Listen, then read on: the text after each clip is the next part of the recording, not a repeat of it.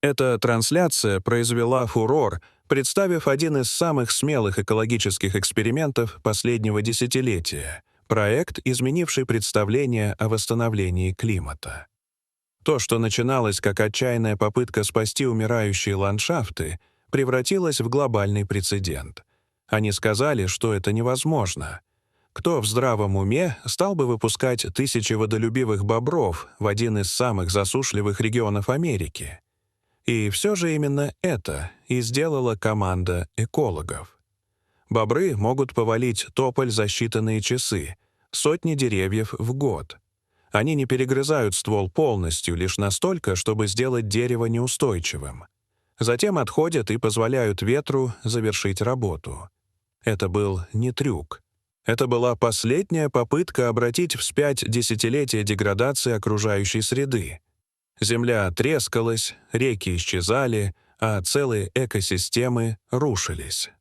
План казался безумным — позволить величайшим инженерам природы исправить то, что человек разрушил. Даже ученые сомневались. Но потом произошло нечто удивительное. Медленно, почти незаметно пустыня начала оживать. Эксперты, наблюдавшие за этим смелым экспериментом, были в полном шоке. Как бобры могли вернуть жизнь туда, где не осталось ни воды, ни зелени? Чтобы понять это, нужно вернуться к началу. Когда опустынивание достигло критической точки на юго-западе Соединенных Штатов Америки в начале 2020-х годов, экологи и местные сообщества столкнулись с жестким вопросом: как вернуть воду туда, где она давно не задерживается? Ответ пришел из природы в виде тысяч бобров. Радикальная инициатива началась, когда консорциум ученых и специалистов по управлению водными ресурсами, исследовав традиционные методы восстановления, сбор дождевой воды, лесовосстановление, земляное контурирование, понял, что они слишком медленны и дороги. Тогда кто-то предложил: а что, если доверить работу природе? Бобры с их врожденным инстинктом строить плотины могли бы стать ключом к регидратации иссушенных русел и поднятию уровня грунтовых вод. В 2022-2023 годах тысячи бобров были аккуратно переселены из северных водоемов в тщательно выбранные засушливые речные коридоры на юго-западе. Места подбирались по потенциалу поддерживать жизнь, рядом с редкими источниками воды и растительностью вроде тополей и ив. Каждое переселение контролировали специалисты по дикой природе. Экологи понимали, что играют на грани. Опытов подобного масштаба еще не было. Бобров давно знали как создателей экосистем. Их плотины образуют пруды, водохранилища и болота, регулируя наводнение и улучшая качество воды. Но смогли бы они выжить в местах, где воды почти нет? Скептиков было много. Один гидролог заметил: «У нас половину года даже рек нет. Как вы вообще ждете, что бобры построят плотину?» Биологи предупреждали о непредсказуемых последствиях. Но команда ответила спокойно. Они начали с пилотных групп, нескольких десятков бобров в разных точках. Наблюдали за поведением, размножением, ростом растительности и удержанием воды. Результаты поразили всех. Появились пруды, вода задерживалась, почва становилась влажнее, кустарники оживали. Скептики не верили своим глазам. Из нескольких семей выросли сотни. Молодые бобры начали расселяться, формируя устойчивые популяции.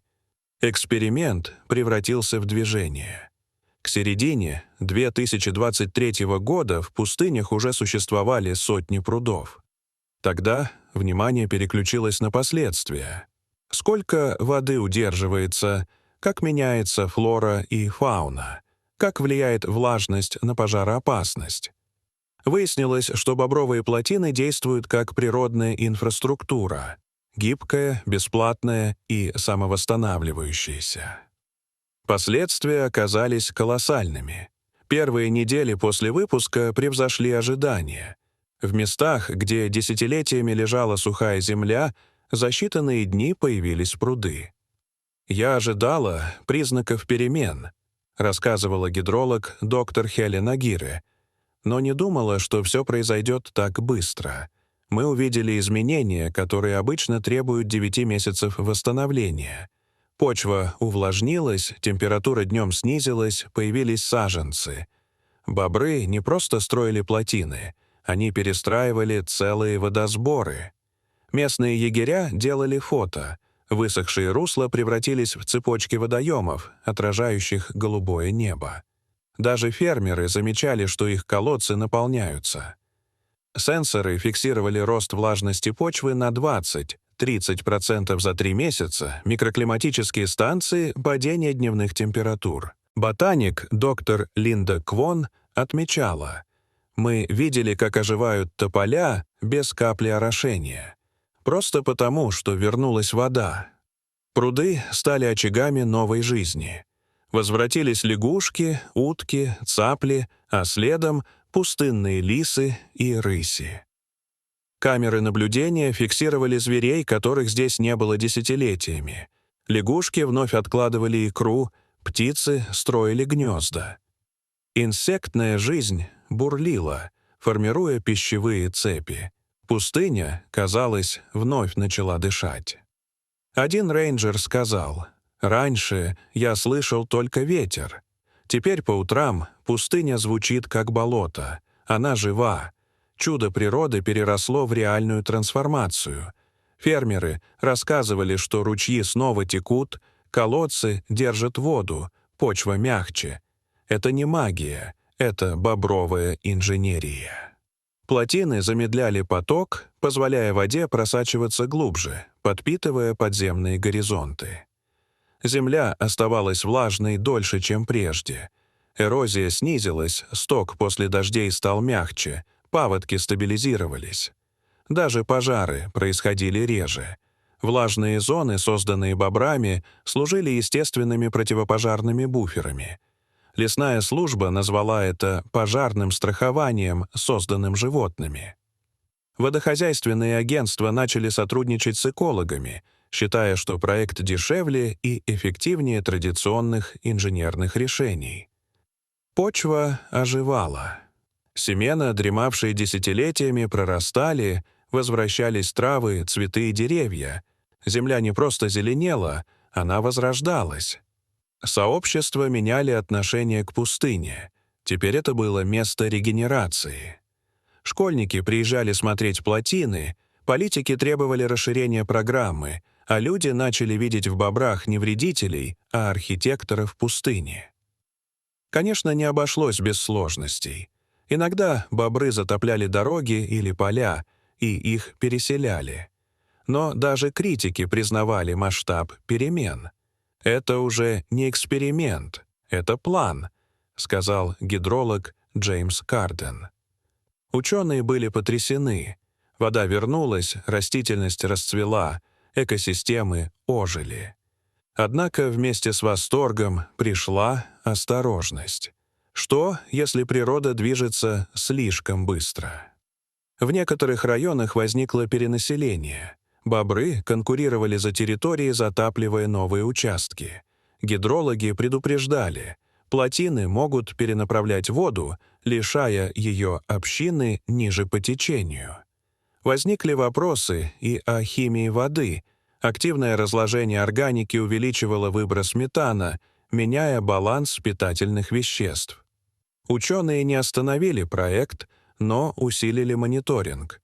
Установили датчики, дроны, начали отслеживать рост плотин в реальном времени.